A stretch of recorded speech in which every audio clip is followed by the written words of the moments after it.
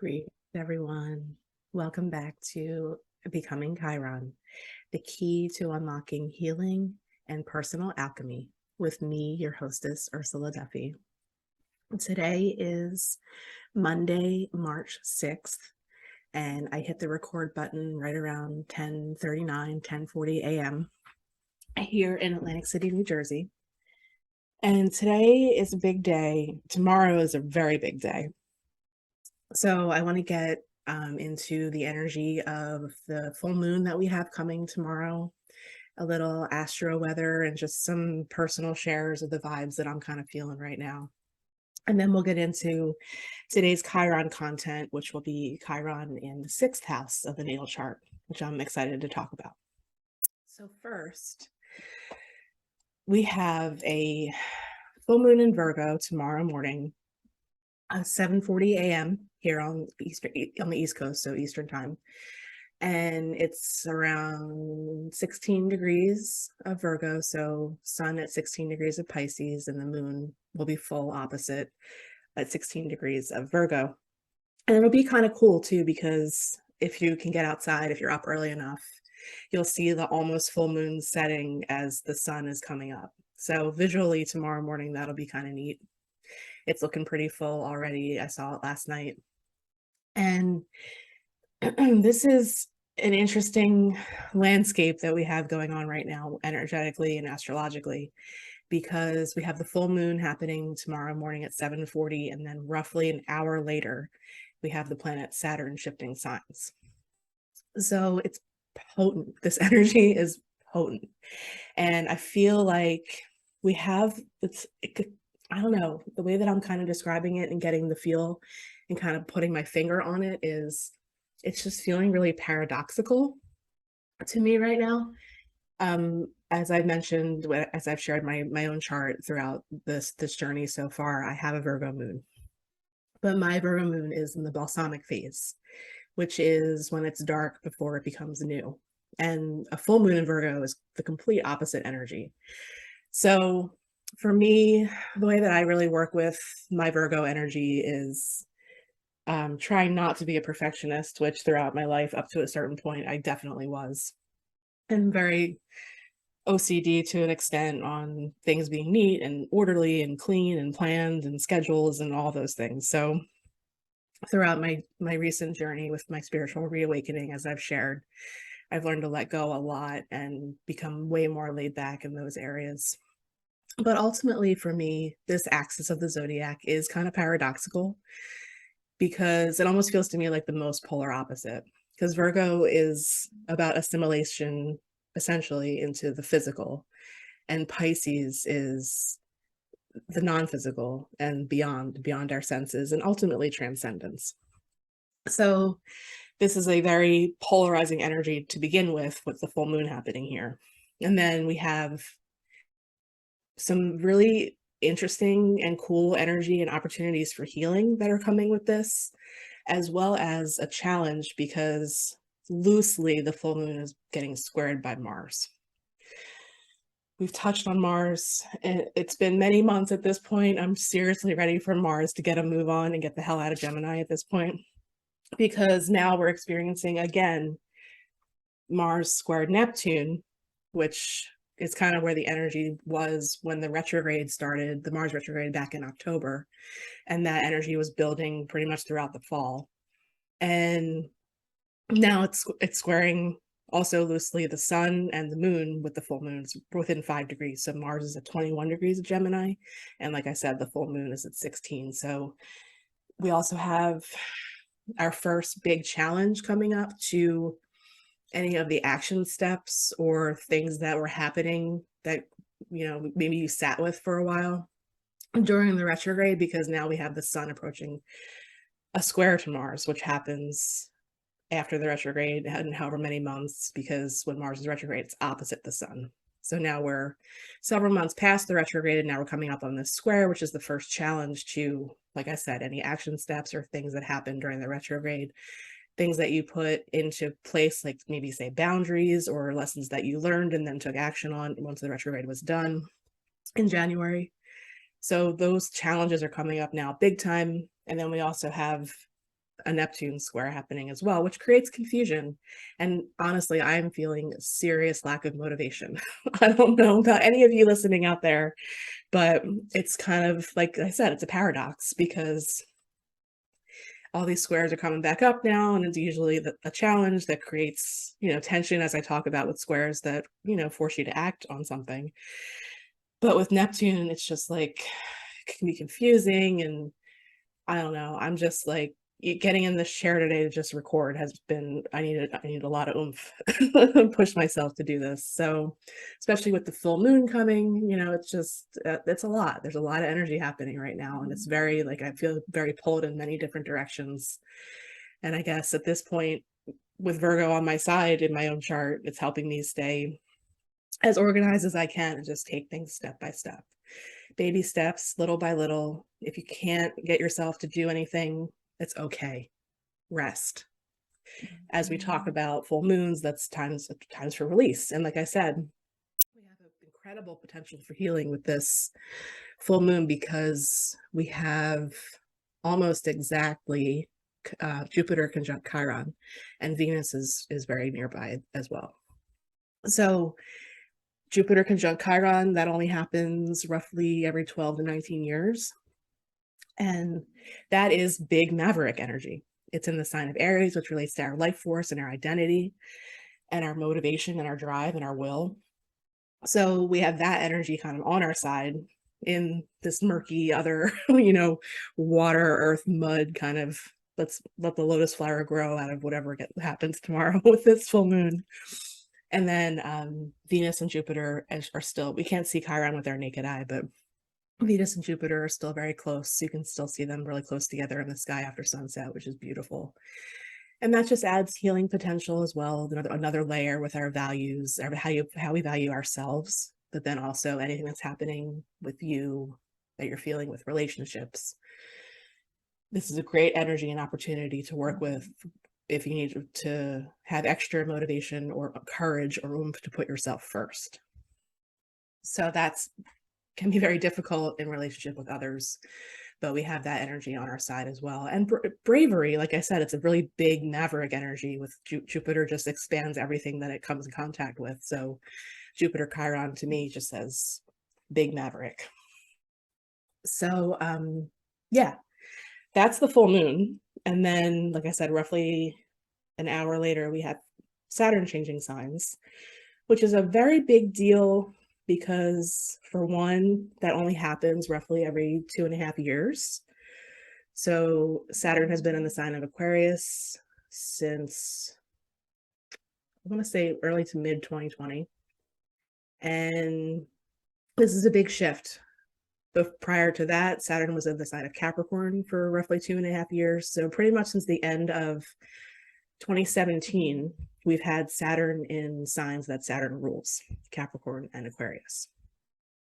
This is a really good time on the brink of the shift to reflect on what's happened in your life for the last 7 years and think back to December of 2017 and what was going on then and what's kind of materialized from then to now. So we have Saturn now shifting into a sign that's ruled by Jupiter, which is a very, very different energy. And this is another paradoxical energy that I'm feeling because when we talk about the planet Saturn, it relates very much to structure and boundaries and responsibility and reality and authority. And think about everything that's happened over the last 7 years, essentially. And then, in the middle of all that with pandemic and everything and lockdowns and very, very, very prevalent Saturnian energy as far as restriction and constriction goes. And then when we talk about Pisces and Jupiter energy, that's expansion and the unseen and boundless. So it's going to be interesting. The last time Saturn was in Pisces was in the early 90s. So if you're feeling anything coming back up since that time of your life, it's a good time to reflect and learn from what was happening back then and kind of anything that you're seeing themes repeating now. But even though it's a paradoxical energy, it is, I think, going to be a great opportunity to put structure to things that may feel intangible, or bring your dreams into reality. Or Saturn relates very much to structure as well. It relates to our bones and the structure that our bodies are pretty much built on. So think about that and like the framework or organization or building something in where maybe it has existed in the non-tangible for a while now. I think that's the best way I can describe it, but you see the inherent paradox in all of that. So think about Saturn, it's the last visible planet for us, and it just really sits on that boundary and that space where it's between the seen and the unseen, what we can really feel, what we really feel with our physical senses, and then what we sense beyond that. I think it's going to be really interesting. I'm having fun reflecting on it. Now, I want to go back and look at the transits from that time in the early 90s and see exactly what was happening in my life. Like I can kind of pinpoint it. I was in grade school. It was probably, I'll go back and I'll have some stories to share for next time. But for you personally, so that's the collective vibe. Personally, if you have any planets in Virgo, you're going to be getting an opposition to those planets from Saturn. So for me, that'll be opposite my Venus, my Moon, and my Jupiter as Saturn journeys through Pisces. And if you have any planets in Pisces, then you're going to be getting a transit over those from Saturn. So that's an interesting thing to pay attention to. And if you have anything in Gemini or Sagittarius, you're going to be getting a square from Saturn during this time. So not anything bad. I don't look at this as anything bad. Just Saturn really brings you to your knees to an extent when we're talking about that energy and taking responsibility for things and facing things and growth on a soul level, like what you came here to do. Saturn's known as the Lord of Karma. So things to pay attention to, things to check out in your own chart as this is happening. Where is this happening? Where's your Pisces space? And what's going on? What's brewing? So good time for reflection over the next day. And as this energy really starts to shift, like I said, with the sun and Neptune coming together, that happens once a year. That can be confusing to an extent too. Like I don't feel my vitality is very like lit right now because the sun relates very much to our vitality, and Neptune just blurs and confuses things. And it's just, like I said, feeling very unmotivated at the moment. So that is, in a nutshell, what we're shifting into and what's happening tomorrow and pretty much the rest of this week. If you can, and it's clear, like I said, get outside tomorrow morning if you're awake early, see the almost full moon set as the sun rises, and then tonight, if it's clear where you are, try and get out if you haven't already to see Jupiter and Venus together, because it's so beautiful. It's quite a show, and I just love it when these two planets come together.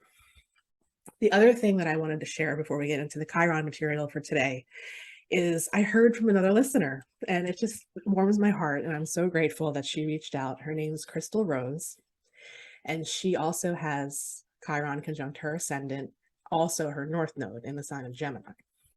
So we had a very interesting, deep, and fun dialogue back and forth about that and her experience and things that she's learned throughout her life that relate to the themes that I've shared so far on the show. But it's a different flavor, especially with North Node there. That's soul's growth. So stepping into that Chiron energy is very different.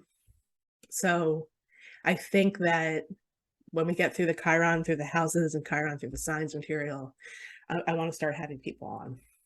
And I want to start having conversations with people that have a similar Chiron placement to mine. Because then I think it's really going to unfold as far as diving really deep into this material and to the lived experience. So thank you, Crystal Rose, for reaching out. And I have thoroughly enjoyed our dialogue, and I can't wait to continue the conversation. Thank you, thank you, thank you.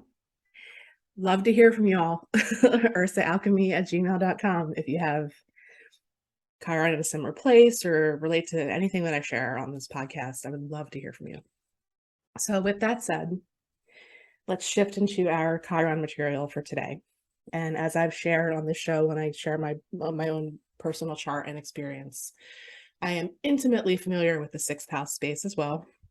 That's where I have my Saturn, my Sun, and Pluto. So the sixth house space, just my kind of interpretation in working with people in my own experience, it is, and from my education, it's the space that relates to keeping our bodies functioning at an optimal level. We talk about the first house as the physical body, how we show up in the world and how we interact with people, how other people see us. Sixth is maintenance of the body. Those are big deal themes I see a lot with people that have sixth house placements, especially the sun, like me. Keeping a routine. It's about routine. It's about habits. Keeping some kind of consistent routine for me has always been very important to my vitality.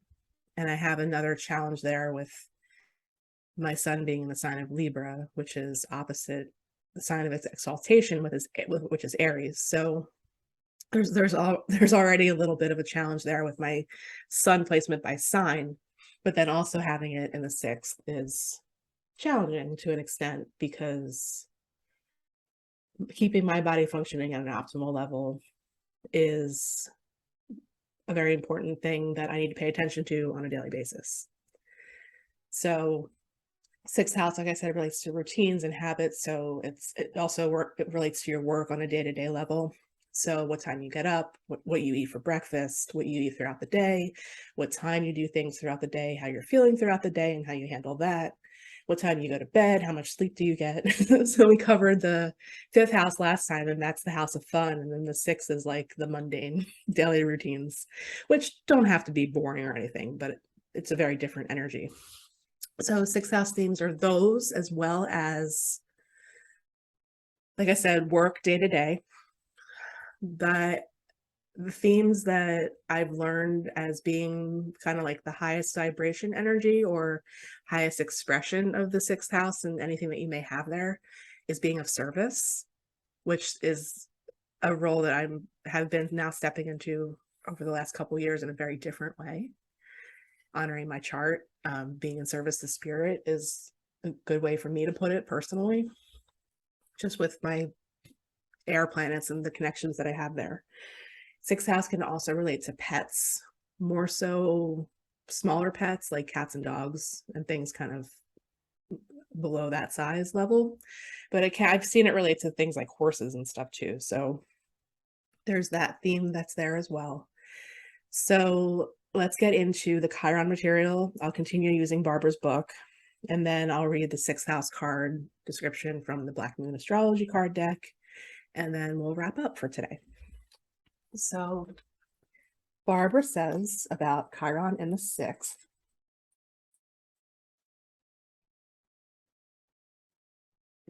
Chiron in the sixth house creates a significant connection with medicine and or healing. This person is at first the essence of Saturn, very serious, pessimistic, hypochondriacal, disciplined, devoted, and wisdom comes with time. Unless there is something to lighten the energy, such as Chiron in Gemini or Aquarius, this individual doggedly works toward becoming healthy and then unceasingly searches for the secret to health in general.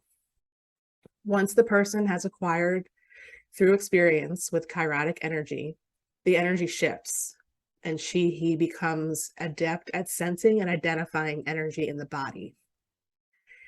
These people begin to realize that how we feel often is a function of what we think about or choose to do with the body energetics. Then they stop trying to control health by means of Saturn control, and they shift to Uranian attunement. These people are highly sensitized to the electrical nervous system one way or another, and they are intuitive about what is going on in the body. The body-mind balance is critical to those who have Chiron in the sixth house, because so just segue right here. Barbara says in this book, her theory is that Chiron rules the sign of Virgo, not Mercury. And in a natural chart, so as we talked about in Aries rising, Virgo would be the sixth house. So that's kind of where she's going with these statements that she's going to make that I'm going to read next. So the body-mind balance is critical to those who have Chiron in the 6th house, because Chiron's rulership of this house is the prime example of how we must know Chiron by experience. Thus, our actual experiences in work and our search for a meaningful goal in life are our healers. The issue of being healed is focused into the 6th house, where we must materialize or bring into form all of the knowledge attained in the first 5 houses, so we can enter into the experiences with others in the upper houses. This house teaches that the solutions we find in work ultimately lead the way toward integrating into adult life. The work of the 6th house is very much like the Saturn return. And with Chiron in the 6th doubling the influence, the ability to release power of the 6th house involves knowing one's individual form and matter. What am I? The body-mind balance is critical because Chiron bridges body/Saturn balance to mind/Uranus. Those with Chiron in the 6th vacillate between Saturnian guarding, enclosure, inner obsession, and Uranian Kundalini electrical integration. They need counseling on learning to sense the electrical energy in the body as it flows first in themselves, and on letting the Uranian energy flow without resistance. The delicate balance of the 6th house is a great revelation of the essence of Chironic energy, which is a new word I have been using repeatedly. Body energy integration results from careful creation of Saturn form in a life, the careful building of experiences, relationships, and values which do not block self-expression. When the Saturn work is complete, the greater levels of integration represented by Uranus have a form prepared for reorganization on a higher vibration frequency, which permits more awareness and sensation. Saturn growth timetables must be respected. The 6th house is the regulator of this dynamic. This dynamic operates through work and health. If you move too fast, such as using Eastern meditation techniques to force Kundalini flow at a young age, then the Saturn structural building is subverted. But one must also encourage Uranus to prod Saturn into methodical progress, fine-tuning the Saturn vehicle to make it capable of expansion and transformation. Chiron in the 6th house symbolizes the working out of transformation energy in form as a karmic issue. So the rest of this, I'm not going to go into it because she uses all the examples of the charts that she studied to kind of come to these conclusions. But I think that that is so apt, and it's kind of where I'm at personally, which is pretty cool. I don't have, as you know, I don't have Chiron in the 6th house, but with other planets there, I'm kind of like getting into the meat of my chart at this point, where most of the houses I talked about so far, I don't have anything in those, but 5th, 6th, and 7th, I do clusters, as I've talked about. That's where my stelliums are. So that those statements about, especially since I have Saturn in the 6th house, it's very interesting what Barbara's saying, and just being kind of naturally called to energy work and being attuned to Reiki and all of that, and experiencing the things that she's discussing as far as the form and the flow of the energy in the body and all of that. Really, really interesting and fascinating to me. I hope it is to you as well. And I did want to touch on that too. So we've talked about, at this point now, houses 1 through 6, which is the lower hemisphere of the birth chart. And then that is all personal development work. It's our inner work. It's our inner world work. And then we do all of that we came here to do on the bottom half of our charts. And then we bring that out into the world, starting with the 7th house and 7 through 12. So we'll get into that with the next episode. We'll do 7 next. But just so fascinating. And the other thing too that I see the 6th house representing a lot is equilibrium. And knowing that that's always like a constant tweaking and teetering every day, all day, every minute. Like there's never really like complete homeostasis. And if there is, it's fleeting. It's just it's a moment. And just think about like if you practice yoga, all the inner shaking that your muscles do as you're holding the poses, or balancing on a balancing board or a seesaw, or just kind of visuals to think about with this equilibrium that I'm talking about. Just even in our own bodies, like everything is constantly working to achieve that fine tuning in health and wellness, and like I said, keeping our bodies functioning at an optimal level, which on one hand happens naturally and instinctively just because we're alive, but then on the other, like what we can do to control that, not control it, but to influence it, to make it better. Like I said, what you eat, what time you wake up, how much sleep do you get, all of these things factor in. And it's just cool too that we're talking about this house on the eve of a Virgo full moon, and it is very Virgo energy, especially if you have a natural chart with Aries rising, because then your sixth house is Virgo, like I said. So really, really cool. I love that. I love Barbara's work. I love everything that she brings into it, especially the Uranian parts.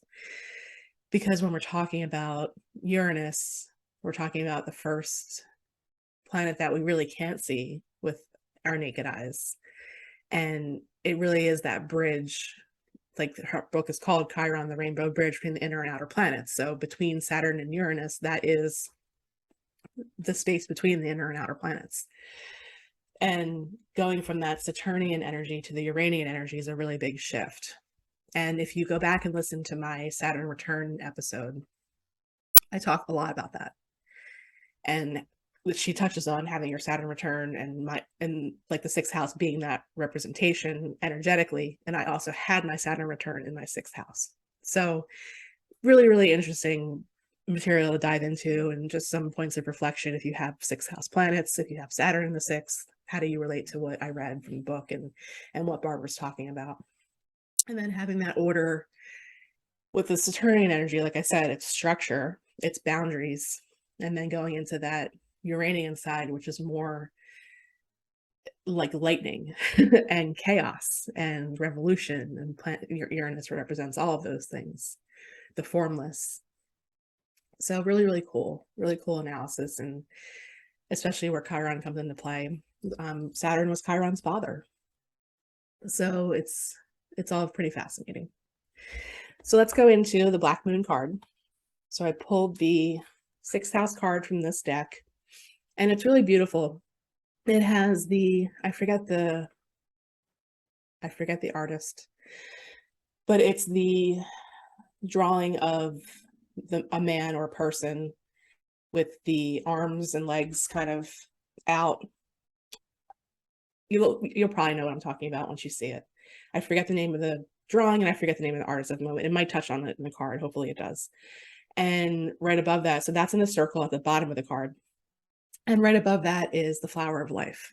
So I think that's really cool. And that also ties really well into what Barbara says too, about the form and then pulling in the energy of the formless into the body. Pretty cool. So the card says sixth house routine. It's number 30 in the deck, which is also pretty cool because we all experience our Saturn returns around age 30. Second one around age 60. Third one, if you're lucky, 90. So pretty cool synchronicities that are happening as I'm discussing this material today. So the card says, sixth house routine. The body is a sacred garment. And that's a quote by Martha Graham. Let me just take a real sip of water real quick. Okay. So she says in the guidance for the card, you must change your usual way of looking at things. The sixth house is ruled by the mutable sign Virgo and the planet Mercury, as I've said, if you have a natural chart. And as Barbara would say, not Mercury, but Chiron, which is also very interesting.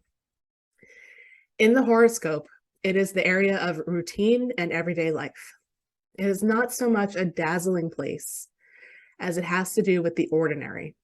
It also rules the body differently from the first house, and specifically your health, especially the digestive tract. This house reminds us what we should do to maintain good health, and in this, diet figures in. Anything that comes under alternative health or various approaches to strengthening the body and supporting a healthy lifestyle all falls under the category of the sixth house. The sixth house is all about duty, responsibility, and gainful employment. It shows how hard you work, how organized you are, how much you worry, and what you do on a daily 9-to-5 basis. This is why it is also looked upon as the house of the job, how you earn a living as an everyday citizen. When this card turns up, a job change is possible. When the sixth house card presents itself in a reading, an important thing to consider is your state of health. Medical appointments and buildings, such as hospitals and health centers, may figure into your reading. For your future plans to progress smoothly, you must be strong in body. An area to look at closely is your diet. An alternative health approach may work best for you now, and you may find yourself interested in Reiki, acupuncture, chiropractors, health supplements, herbs, and visits to health food stores. Becoming involved in these matters professionally may also develop. As the sixth house has everything to do with your routine and what you do regularly, you may experience changes and disruptions in your schedule. It would also be to your benefit to become as organized as you can, since at this time, any type of disorganization could defeat your plans. It is time to pay attention to the small particulars rather than the larger picture. The larger picture cannot develop without the minute details.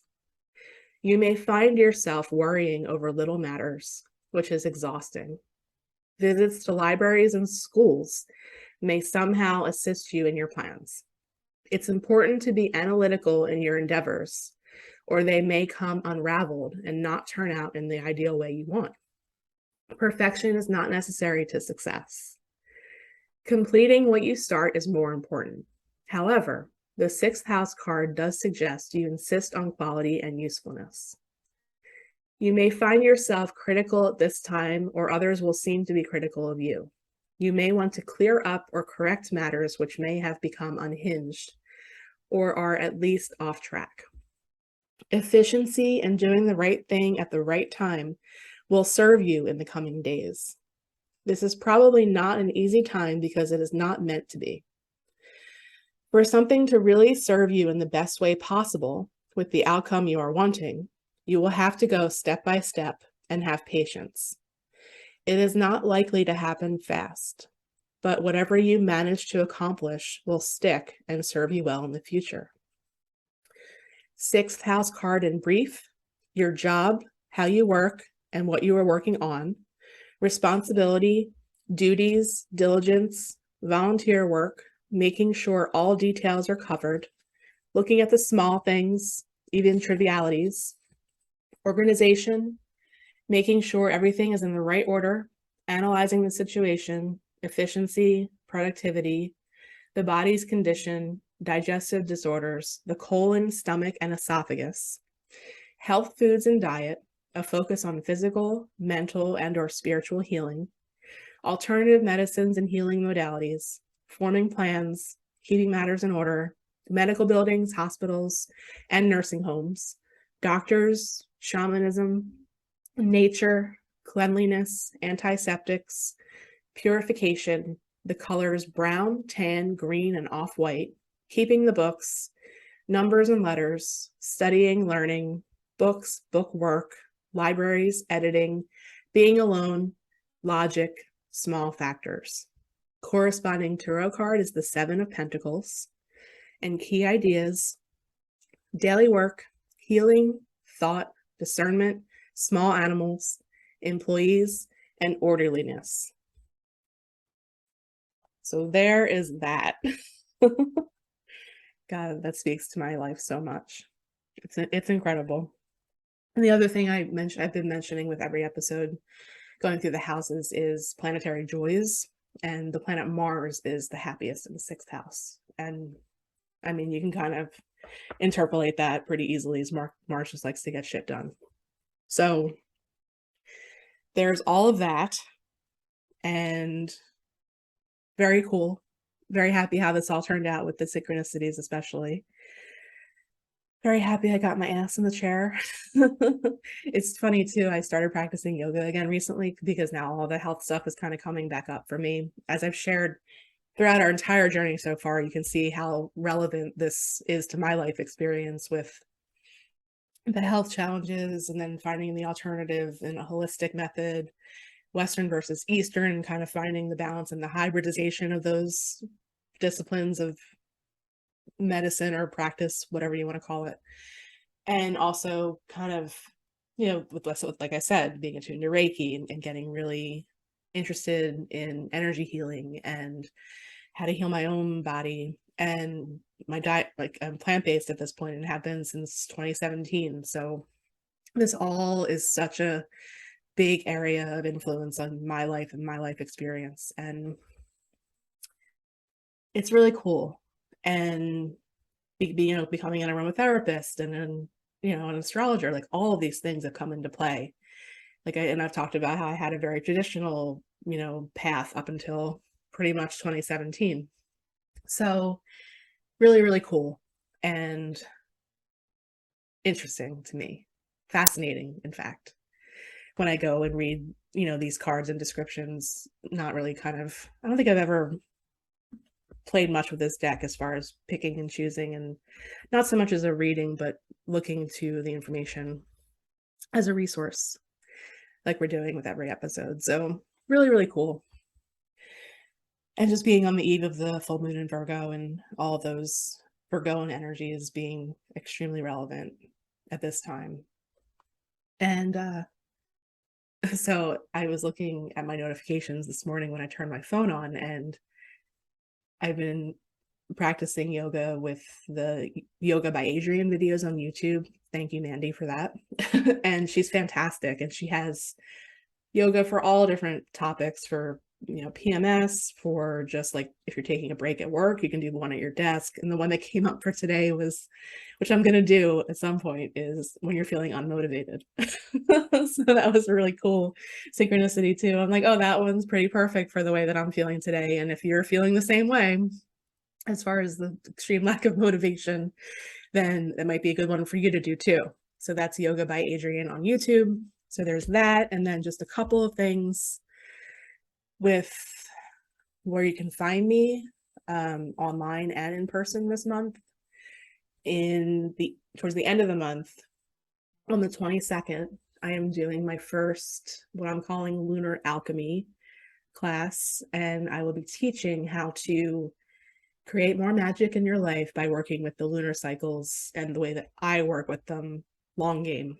So a 6-month cycle rather than the 28 days. So that will be on Wednesday, March 22nd. I believe at 7 p.m. Registration is on our website. You can find that under seagoddesshealingarts.com/classes.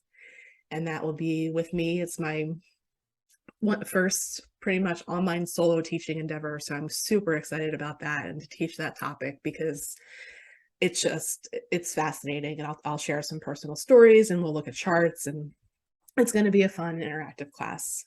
And we have that coming. And then I'm doing an astrology readings pop-up on Friday the 24th at Island Therapy.